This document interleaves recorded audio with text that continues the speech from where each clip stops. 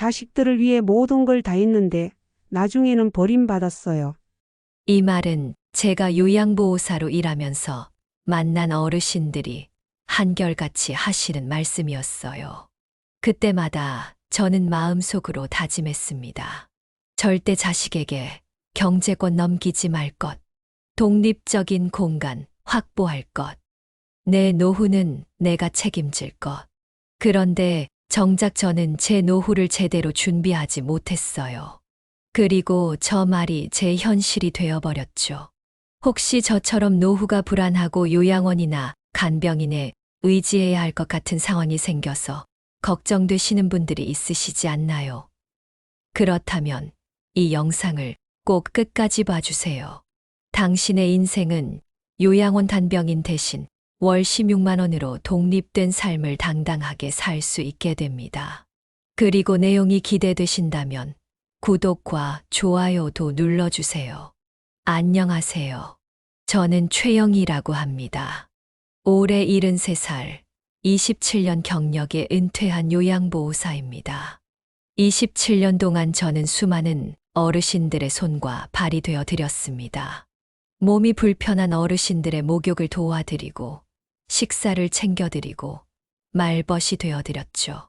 때로는 병원에 모시고 가기도 하고 집안일을 도와드리기도 했습니다. 그분들의 슬픔과 기쁨, 외로움과 그리움을 함께 나누었어요. 매일 아침 일찍 일어나 여러 어르신들의 집을 방문하면서 그분들의 삶을 가까이서 지켜봤습니다. 자식들이 찾아오기를 손꼽아 기다리시는 모습, 전화 한 통 오길 바라며 휴대폰만 쳐다보시는 모습, 때로는 생신날에도 홀로 계시는 모습까지. 그럴 때마다 저는 마음이 아팠어요. 영희 씨, 내가 자식들 키우려고 얼마나 고생했는지 알아? 대학도 보내고 결혼도 시켜주고 집 살 때 보증금도 다 내줬는데 이제는 나를 귀찮게 여기는 것 같아. 이런 말씀을 들을 때마다 저는 제 미래에 대해 생각했습니다. 나는 저렇게 되지 말아야지. 나는 끝까지 내 삶의 주인으로 살아야지. 저는 두 아이를 키웠습니다. 큰아들 영수와 작은 딸 윤희. 둘 다 결혼해서 각자의 가정을 꾸리고 살고 있어요. 남편은 15년 전에 먼저 하늘나라로 가버렸고, 저는 홀로 요양보호사 일을 하며 제 생활을 꾸려왔습니다. 아이들에게 경제적으로 의존하지 않고 독립적으로 살아가는 것이 제 자존심이었고 원칙이었습니다. 어머니, 우리가 도와드릴게요. 아이들이 종종 그렇게 말했지만 저는 늘 고개를 저었습니다. 아니야, 너희는 너희 살림 꾸리느라 바쁘잖아. 나는 내 돈 벌어서 내가 알아서 살 거야. 그렇게 자립심을 가지고 살아오던 중 퇴직을 불과 몇 개월 앞두고 예상치 못한 일이 일어났습니다. 어느 날 샤워를 하다가 가슴에 멍울이 잡히는 걸 느꼈어요. 불안한 마음에 병원에 가서 검사를 받았는데 결과는 충격적이었습니다. 유방암이었어요. 최영희님, 조직검사 결과 악성 종양으로 확인됐습니다. 가능한 빨리 수술을 진행해야 합니다. 의사의 말에 온 세상이 무너지는 것 같았습니다. 나 혼자 어떻게 감당해야 할지, 앞으로 어떻게 살아가야 할지 막막했어요. 그동안 돌봐드렸던 어르신들의 모습이 떠올랐습니다. 아파서 누워 계신 분들, 혼자서 약도 챙겨 드시지 못하는 분들. 이제 제가 그런 상황이 될 수도 있다는 생각에 두려움이 밀려왔습니다. 결국 저는 수술을 받게 되었고 요양보호사 일은 그만둘 수밖에 없었습니다. 27년이라는 긴 시간 동안 해온 일을 하루아침에 그만두게 되니 마음이 허전했습니다. 더 큰 문제는 갑작스러운 수술비와 일을 못하게 되어 생긴 경제적 어려움이었어요. 저는 항상 자립심이 강했고 아무리 어려워도 자식들에게 손을 내밀지 않겠다고 다짐했었는데 현실은 그렇게 녹록지 않았습니다. 홀로 생활하기가 너무 어려워진 저는 결국 큰아들 영수의 집으로 잠시 거처를 옮기게 되었습니다. 어머니 걱정 마세요. 우리가 모실게요. 영수와 며느리, 현주가 반갑게 맞아주었습니다. 처음에는 정말 고마웠어요. 큰 병을 앓고 나서 누군가의 돌봄을 받는다는 것이 어색하긴 했지만 가족들의 따뜻한 배려에 마음이 놓였습니다. 하지만 시간이 지나면서 상황은 조금씩 달라지기 시작했어요. 며느리 현주의 표정이 조금씩 굳어가는 것을 느낄 수 있었습니다.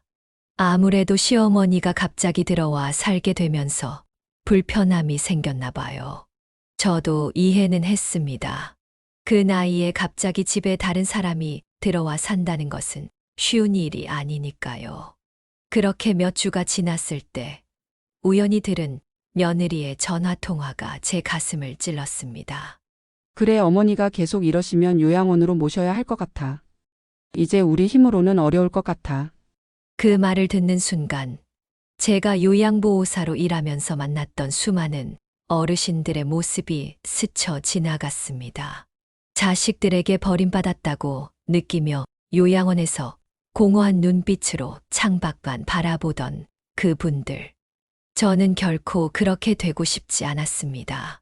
그날 밤 저는 이불 속에서 혼자 울었습니다. 27년 동안 다른 어르신들을 돌보며 살아왔는데 정작 제 노후는 이렇게 되는구나 싶어서요. 그동안 자식들에게 짐이 되지 않겠다고 다짐했던 제 모습이 무색해졌습니다. 하지만 저는 곧 마음을 다잡았습니다. 최영이, 포기하지 마. 너는 아직 너 자신의 삶을 살 수 있어. 다음 날 저는 큰아들에게 말했습니다. 영수야, 엄마 잠시 윤인에 가볼게. 며느리도 불편할 것 같고. 아들은 만류했지만 저는 단호했습니다. 제 인생은 제가 결정해야 했으니까요. 그렇게 저는 작은 딸 윤희의 집으로 거처를 옮겼습니다. 어머니, 우리 집은 좀 좁아서 불편하실 수도 있지만 편하게 계세요. 윤희는 제가 도착했을 때 반갑게 맞아주었습니다. 사위도 공손하게 인사를 건넸지요. 윤희의 집은 영수네보다 작았지만 제가 머물 방은 따로 마련해 주었어요. 처음에는 모두가 반갑게 맞아주었고 저도 가족들에게 폐를 끼치지 않으려고 최대한 조용히 지냈습니다. 아침에 일어나면 윤희가 출근하기 전에 차려놓은 밥을 혼자 먹고 낮에는 TV를 보거나 가끔 집 근처를 산책했습니다. 병원에 다니며 꾸준히 치료를 받았고 암 수술 후 회복 과정도 조금씩 나아지고 있었어요. 하지만 시간이 지날수록 이곳에서도 비슷한 상황이 반복되기 시작했습니다. 엄마, 오늘 저녁에 친구들이 집에 올 거예요. 혹시 방에 계시면 안 될까요? 윤희의 말투는 조심스러웠지만 제 가슴은 조금씩 무너져 내렸습니다. 저는 미소를 지으며 대답했어요. 그래, 괜찮아. 엄마는 방에서 쉴게. 그날 저녁 제 방 문을 닫고 누워있는데 밖에서 들려오는 웃음소리가 마치 제 마음을 내는 것 같았습니다. 문득 전에 돌봐드렸던 김할머니가 생각났어요. 그분도 딸의 집에 살면서 늘 방문을 닫고 계셨죠. 내가 있으면 아이들이 불편해해요. 그래서 나는 조용히 방에만 있어요. 라고 말씀하시던 그 모습이 제 모습과 겹쳐졌습니다. 어느 날 윤희와 사위가 낮은 목소리로 대화하는 소리가 들렸어요. 요양원 알아봤어? 엄마 건강도 그렇고 우리 집에서 모시긴 좀. 오빠네도 같은 얘기 하던데. 나도 알아보고 있어. 그 순간 제 가슴이 찢어지는 것 같았습니다. 제가 그토록 두려워하던 상황이 현실이 되어버린 거예요. 자식들의 집에서도 환영받지 못하고 결국 요양원으로 가게 될 운명이라니. 그날 밤 저는 베개를 끌어안고 소리 없이 울었습니다. 요양보호사로 일하면서 얼마나 많은 어르신들이 요양원에서 외롭게 지내시는 모습을 봤는데 이제 내가 그 자리에 앉게 되는구나. 다음 날 아침 저는 결심했습니다. 더 이상 자식들의 눈치를 보며 살지 않겠다고요. 제 인생은 어디까지나 제 것이니까요. 윤희가 출근한 후 저는 짐을 싸기 시작했습니다. 많지 않은 짐이었지만 그 안에는 제 삶의 무게가 고스란히 담겨 있었어요. 윤희에게는 간단한 메모를 남겼습니다. 윤희야, 엄마는 집으로 돌아갈게. 너희들 생활에 방해가 된 것 같아서 미안해. 걱정하지 마. 엄마는 아직 혼자서도 잘 살 수 있어. 그렇게 저는 제 집으로 돌아왔습니다. 오랫동안 비어있던 집은 먼지가 쌓여 있었고 쓸쓸한 기운이 감돌았지만 그래도 이곳은 제가 오랫동안 살아온 제 공간이었습니다. 창문을 활짝 열고 먼지를 털어내면서 저는 다시 한번 다짐했어요. 최영희, 너는 평생 다른 사람들을 도우며 살아왔어. 이제는 내 자신을 위해 살 차례야. 그날 저녁 윤희와 영수가 급하게 제 집을 찾아왔습니다. 어머니, 갑자기 왜 이러세요? 몸도 불편하신데 혼자 계시면 어떡해요? 윤희의 목소리에는 걱정이 묻어 있었지만 저는 그 안에 숨겨진 안도감도 느낄 수 있었어요. 아마 제가 떠나서 속으로는 편해졌을 테니까요. 괜찮아. 엄마는 아직 혼자서도 충분히 살 수 있어. 너희들 신경 쓰지 마. 하지만 어머니 수술하신 지 얼마 안 됐잖아요. 좋은 요양원이 있는데 한번 가보시는 건 어떨까요? 영수의 말에 저는 단호하게 고개를 저었습니다. 요양원은 절대 안 가. 내가 27년 동안 요양보호사로 일하면서 요양원이 어떤 곳인지 너무 잘 알아. 나는 내 집에서 내 마음대로 살 거야. 자식들은 한참을 더 설득했지만 저는 제 결정을 바꾸지 않았습니다. 결국 그들은 발길을 돌렸고 저는 다시 혼자가 되었습니다. 하지만 현실은 생각보다 더 어려웠어요. 유방암 수술 후 회복 중이라 몸이 예전 같지 않았고 간단한 집안일도 쉽지 않았습니다. 식사를 챙기는 것도 청소하는 것도 빨래하는 것도 모두 힘이 들었어요. 무엇보다 혼자 있는 시간이 길어지면서 외로움이 밀려왔습니다. 그동안 누군가를 돌보는 입장이었는데 이제는 제가 돌봄이 필요한 상황이 된 거죠. 하지만 제 원칙은 변함이 없었습니다. 자식들에게 짐이 되지 않는다. 그래서 저는 간병인을 고용하기로 결정했습니다. 안녕하세요. 저는 오늘부터 최영희님을 도와드릴 간병인 김정숙입니다. 처음 만난 간병인은 친절해 보였습니다. 그녀는 제 식사를 챙겨주고 청소도 해주고 병원에도 동행해 주었어요. 하지만 문제는 비용이었습니다. 월 240만 원의 간병비는 제 연금 180만 원으로는 감당하기 어려웠어요. 매달 60만 원씩 적자가 생기는 상황이었습니다. 게다가 간병인과 함께 생활하는 것도 쉽지 않았어요. 누군가가 24시간 내 공간에 함께 있다는 것은 생각보다 더 불편한 일이었습니다.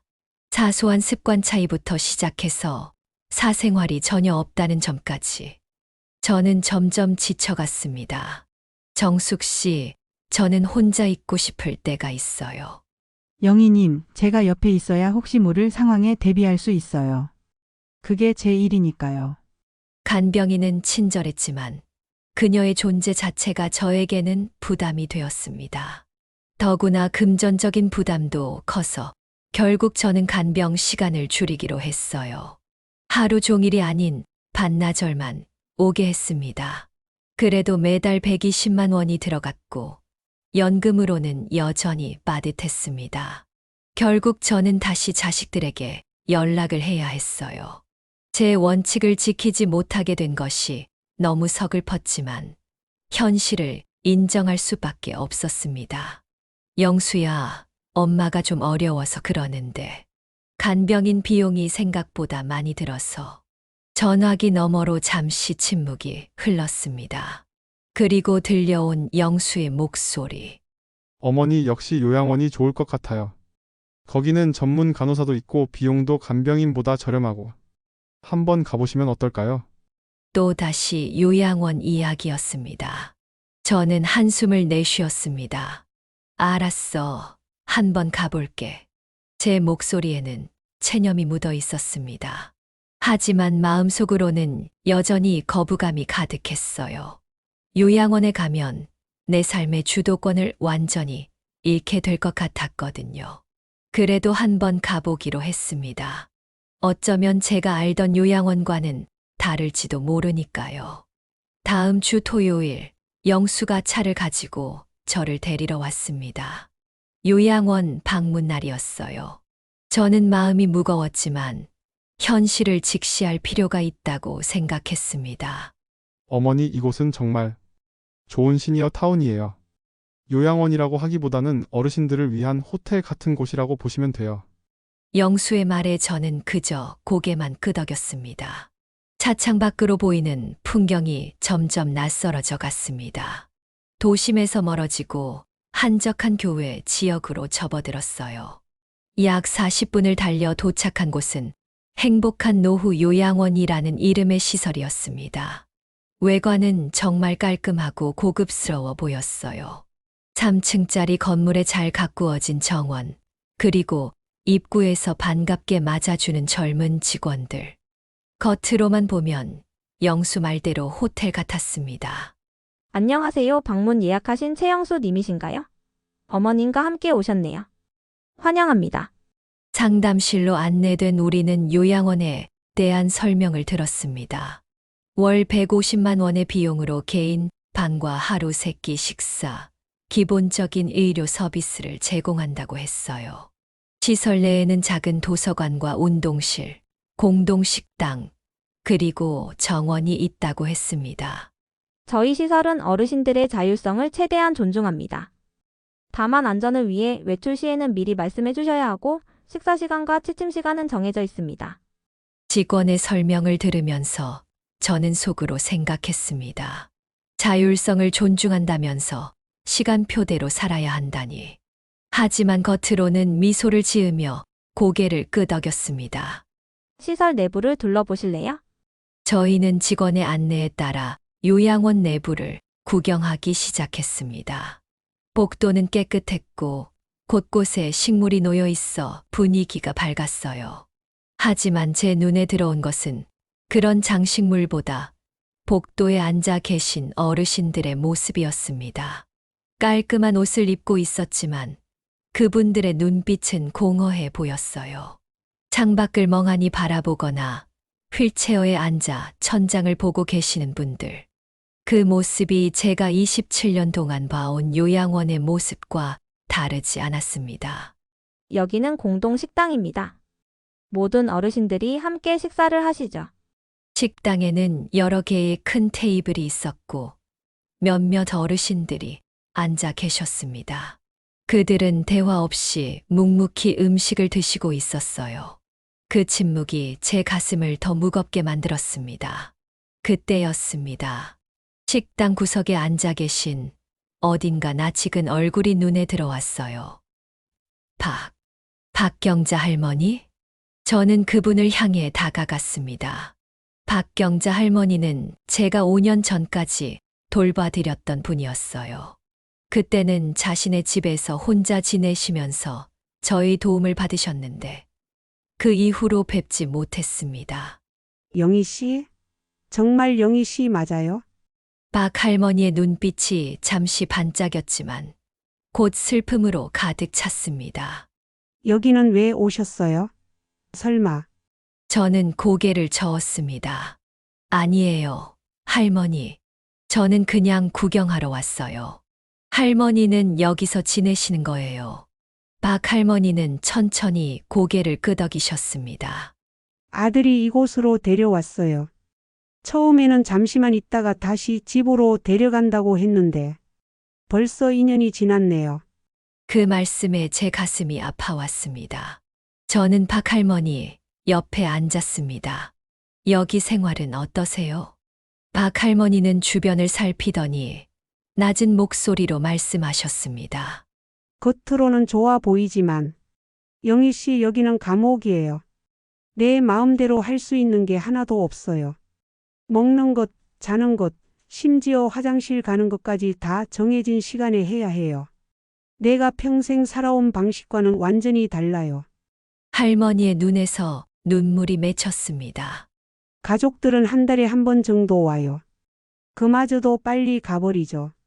여기 있는 사람들은 모두 버려진 사람들이에요, 영희 씨. 저는 할머니의 손을 꼭 잡았습니다. 친구들도 없어요. 여기 계신 분들 대부분은 치매가 있거나 대화가 어려워요. 말할 사람이 없어요. 직원들은 바쁘다고 말도 걸지 않고. 그때 직원이 다가왔습니다. 아, 박경자님을 아시나요? 친구신가요? 제가 대답하기 전에 박 할머니가 제 손을 꼭 쥐며 속삭였습니다. 제발 여기 오지 마세요, 영희 씨. 아직 선택권이 있으실 때 다른 방법을 찾아보세요. 그 말씀이 제 가슴에 깊이 박혔습니다. 저는 일어서며 할머니에게 인사를 드렸습니다. 다시 찾아뵐게요. 할머니, 저희는 계속해서 시설을 둘러보았습니다. 개인 방들은 깔끔했고 필요한 것들이 다 갖춰져 있었어요. 하지만 제 눈에는 그 방들이 마치 감옥 같아 보였습니다. 창문은 안전을 위해 잠겨 있었고 개인적인 물건들은 거의 없었어요. 그저 침대와 옷장, 작은 책상. 그게 전부였습니다. 둘러보는 내내 제 마음은 더 무거워졌습니다. 겉으로는 깨끗하고 좋아 보이는 시설이었지만 그 안에서 살아가는 어르신들의 모습은 제가 평생 보아온 요양원의 모습과 다르지 않았어요. 자신의 삶에 대한 통제권을 잃고 정해진 일과에 따라 그저 하루하루를 버티며 살아가는 모습. 저는 그런 삶을 원하지 않았습니다. 견학을 마치고 나오면서 저는 영수에게 단호하게 말했습니다. 영수야, 엄마는 절대로 요양원에 가지 않을 거야. 어머니 하지만 여기 시설이 얼마나 좋아요. 깨끗하고 안전하고 겉모습만 좋은 거야. 엄마는 요양보호사로 일하면서 이런 곳을 수도 없이 봐왔어. 아무리 시설이 좋아도 그곳에서 사는 어르신들은 자신의 삶을 잃어버린 것 같은 표정을 하고 있어. 영수는 한숨을 쉬었습니다. 그럼 어떻게 하실 거예요? 혼자 사시기는 힘드시고 간병인 비용은 감당하기 어려우시고. 저는 잠시 생각에 잠겼습니다. 영수의 말이 맞았어요. 저는 현실적인 해결책이 필요했습니다. 하지만 요양원만은 절대 안 된다는 것, 그것만은 확실했어요. 다른 방법을 찾아볼게. 엄마가 아직 모든 걸 포기할 나이는 아니야. 집으로 돌아오는 차 안에서 저는 창밖을 바라보며 깊은 생각에 잠겼습니다. 27년 동안 요양보호사로 일하면서 많은 어르신들의 말년을 지켜봤어요. 그 중에서 행복해 보이는 분들은 자신의 삶에 대한 통제권을 가지고 있는 분들이었습니다. 자신의 공간에서 자신의 방식대로 살아가는 분들. 저도 그렇게 살고 싶었습니다. 반드시 다른 방법이 있을 거야. 내 삶은 내가 결정할 거야. 집에 도착해서도 그 생각은 계속되었습니다. 밤새 잠을 설치며 고민했지만 명확한 해결책은 보이지 않았어요. 간병인 비용은 턱없이 비쌌고 자식들에게 의존하고 싶지도 않았습니다. 요양원은 절대 가고 싶지 않았고 다음 날 아침 저는 일찍 일어나 결심했습니다. 직접 시청에 가서 노인 복지에 대한 정보를 알아보기로 했어요. 어쩌면 제가 모르는 다른 선택지가 있을지도 모르니까요. 시청에서 노인복지주택이라는 새로운 선택지를 발견한 저는 집으로 돌아와 자세히 알아보기 시작했습니다. 월 16만 원의 임대료로 독립적인 생활이 가능하면서도 필요할 때 도움을 받을 수 있는 공간이었어요. 게다가 저처럼 요양보호사 경력이 있는 사람은 가산점도 받을 수 있다고 했습니다. 제 연금으로도 충분히 감당할 수 있는 금액이었고 저소득층이라서 입주 가능성도 높았습니다. 희망이 보이기 시작했어요. 바로 신청서를 작성하고 필요한 서류들을 모아 제출했습니다. 그리고 2주 후 기쁜 소식을 받았어요. 입주 허가가 났다는 거였죠. 30평형 아파트는 아니었지만 9평 정도의 원룸이 제게 배정되었습니다. 조그마한 주방과 화장실이 딸린 공간이었어요. 무엇보다 좋았던 건 비슷한 상황의 어르신들이 함께 살고 있다는 점이었습니다. 와, 드디어 해결책을 찾았네. 저는 기쁜 마음으로 자식들에게 연락했습니다. 이제 제 노후는 제가 책임질 수 있겠다는 자신감이 생겼거든요. 하지만 제 기대와 달리 자식들의 반응은 미지근했습니다. 특히 이사 비용과 보증금 문제가 나오면서 예상치 못한 갈등이 시작되었어요. 어머니, 지금 사시는 집은 어떻게 하실 거예요? 전세금을 빼셔야 하는 거 아닌가요? 영수의 질문에 저는 당연하다는 듯이 대답했습니다. 그럼 이 집 전세금을 빼서 복지주택 보증금으로 쓰고 남는 돈은 내가 생활비로 쓸 거야. 그 말을 들은 윤희가 눈을 동그랗게 뜨며 물었습니다. 엄마, 그럼 전세금 다 쓰실 거예요? 그건 우리 유산 아닌가요? 순간 제 귀를 의심했습니다. 유산이라니요? 아직 제가 살아있는데 벌써 제 재산을 유산으로 생각하고 있었던 거죠. 윤희야, 이건 엄마 돈이야. 엄마가 평생 모아온 돈이고 엄마 살아생전에 엄마가 쓸 거야. 윤희는 고개를 돌리며 불만스러운 표정을 지었습니다. 저 사업 자금이 필요해서 그랬어요. 엄마가 평소에 도와주겠다고 하셔서. 그때 영수가 끼어들었습니다. 어머니, 사실 저도 말씀드리려고 했었는데 우리 준수가 이번에 해외 유학을 가게 되었어요. 학비가 많이 들어서. 저는 그 자리에서 얼어붙었습니다. 제 자식들이 제 앞에서 제 돈을 두고 싸우고 있었던 거예요.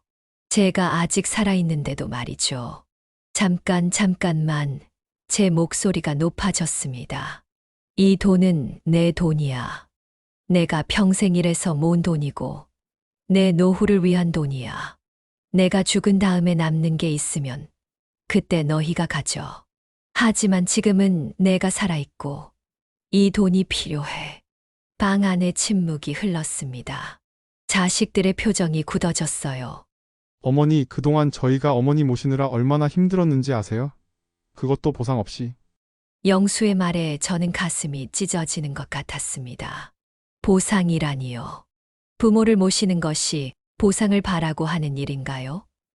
저는 그들을 키우면서 단 한 번도 보상을 바란 적이 없었는데 말이죠. 영수야, 윤희야. 제 목소리는 떨렸지만 단호했습니다. 엄마가 너희를 키울 때 보상을 바란 적 있니?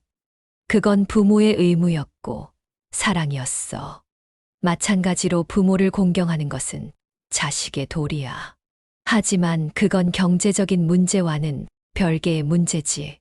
내 돈은 내가 쓸 거야. 내 인생의 마지막 순간까지 내가 결정할 거야. 자식들은 더 이상 말을 하지 않았지만 그들의 표정에서 불만을 읽을 수 있었습니다. 그날 이후로 잠시 그들과의 관계는 소원해졌어요. 전화도 뜸해졌고 방문도 줄어들었습니다. 가슴 아픈 일이었지만 저는 제 결정을 후회하지 않았어요. 이건 제 인생이니까요. 그렇게 저는 노인복지주택으로 이사를 했습니다.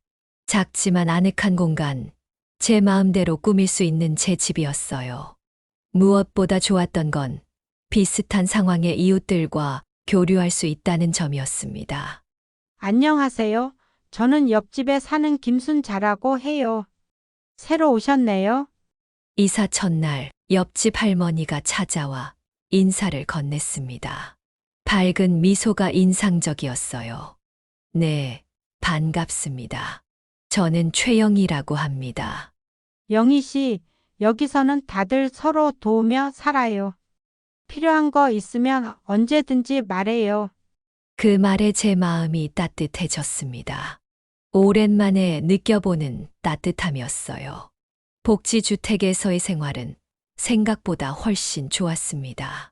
각자 독립된 공간에서 살지만 공동 식당이나 휴게실에서 자연스럽게 만나 이야기를 나눌 수 있었어요. 무엇보다 모두가 비슷한 상황이라 서로를 더 잘 이해해 주었습니다. 영희 씨도 자식들 때문에 여기 오신 거예요? 어느 날 식당에서 만난 박 할아버지의 질문에 저는 웃으며 고개를 끄덕였습니다. 다들 비슷한가 봐요. 하지만 여기 와서 오히려 더 행복해졌어요. 제 삶은 제가 결정할 수 있으니까요. 그렇게 몇 개월이 지나면서 저는 복지주택에서의 새로운 삶에 완전히 적응했습니다. 유방암 치료도 계속 받으면서 건강도 조금씩 나아졌고 함께 찾아온 우울증도 많이 회복되었어요. 무엇보다 저는 제 경험을 살려 이웃들을 돕기 시작했습니다. 27년간의 요양보호사 경험은 이곳에서도 큰 자산이 되었어요. 몸이 불편한 이웃의 약을 대신 타다 주기도 하고 병원에 동행해 주기도 했습니다. 그러면서 저는 다시 제 삶의 의미를 찾아갔습니다. 영희 씨가 없었으면 어쩔 뻔했어요. 정말 고마워요. 이후 이 할머니가 눈물을 글썽이며 말씀하셨을 때 저는 가슴이 뭉클했습니다. 제가 다른 사람에게 도움이 될 수 있다는 사실이 저를 살아있게 만들었거든요. 그러던 어느 날 오랜만에 영수와 윤희가 함께 찾아왔습니다. 그동안 연락이 뜸했던 터라 놀랐지만 반가웠어요. 어머니 잘 지내셨어요? 많이 좋아 보이세요. 영수의 말에 저는 미소를 지었습니다. 응, 여기서 정말 잘 지내고 있어. 비슷한 또래 친구들도 생기고 매일 할 일도 있고 오히려 더 행복해졌어. 자식들은 제 방을 둘러보며 놀란 표정을 지었습니다. 작은 공간이지만 저는 제 취향대로 꾸몄거든요. 벽에는 제가 좋아하는 그림들이 걸려 있었고 창가에는 작은 화분들이 놓여 있었어요. 제 삶이 고스란히 담긴 공간이었습니다. 엄마, 정말 여기서 행복하신 거예요? 윤희의 물음에 저는 진심으로 대답했습니다. 그럼 정말 행복해. 내 공간에서 내 방식대로 살 수 있으니까. 게다가 비슷한 처지의 친구들도 있고 오히려 너희 집에 있을 때보다 훨씬 마음이 편해. 그 말을 들은 자식들의 표정이 복잡해 보였어요. 미안함과 안도감이 섞인 표정이었습니다. 어머니 정말 죄송해요. 그동안 어머니 마음을 몰라드려서. 전세금 때문에 그렇게 말씀드린 것도. 영수가 고개를 숙이며 말했습니다. 저는 그의 손을 잡아주었어요. 괜찮아. 이제 다 지난 일이야. 엄마도 너희 입장을 이해해. 다만 엄마가 원하는 건 엄마의 선택을 존중해 주는 거야. 윤희도 눈물을 글썽이며 고개를 끄덕였습니다. 앞으로는 더 자주 찾아올게요, 엄마. 그날 이후로 자식들과의 관계도 조금씩 회복되기 시작했습니다. 그들도 제 선택을 존중하게 되었고 가끔씩 찾아와 함께 시간을 보내곤 했어요. 이제는 서로의 경계를 인정하고 존중하는 관계가 되었습니다. 시간이 흐르면서 저는 복지주택에서 작은 모임을 만들었어요. 행복한 노후 만들기라는 이름의 모임이었습니다. 같은 처지의 어르신들이 모여 서로의 경험을 나누고 남은 인생을 어떻게 의미 있게 살아갈지 이야기하는 모임이었죠. 영희 씨 덕분에 저도 용기를 냈어요. 이제는 자식들에게 의존하지 않고 제 삶은 제가 결정하려고요. 모임에 참석한 한 할머니의 말에 저는 뿌듯함을 느꼈습니다. 제 경험이 다른 이들에게 도움이 된다는 사실이 너무 기뻤거든요. 이제 73세가 된 저는 여전히 건강 문제와 싸우고 있지만 이전보다 훨씬 더 행복합니다. 제 삶의 주인으로서 제가 원하는 대로 살아가고 있으니까요. 요양보호사로 일하며 만났던 수많은 어르신들의 모습을 떠올리면 저는 그분들에게 미안한 마음도 들었습니다.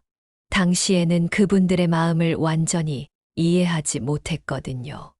제 이야기가 조금이라도 도움이 되셨다면 영상의 좋아요와 구독 버튼을 눌러주세요. 더 많은 분들이 이런 정보를 얻을 수 있도록 주변 분들과 공유해 주시면 정말 감사하겠습니다. 여러분의 작은 응원이 저와 비슷한 어르신들에게 용기와 희망이 될 수 있습니다. 지금의 저는 당당하게 말할 수 있습니다.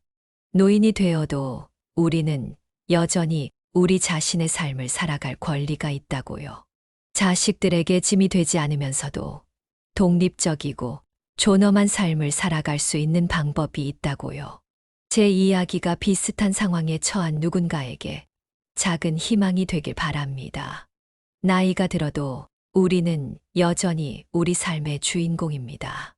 그 사실을 절대 잊지 마세요. 끝까지 들어주셔서 감사합니다.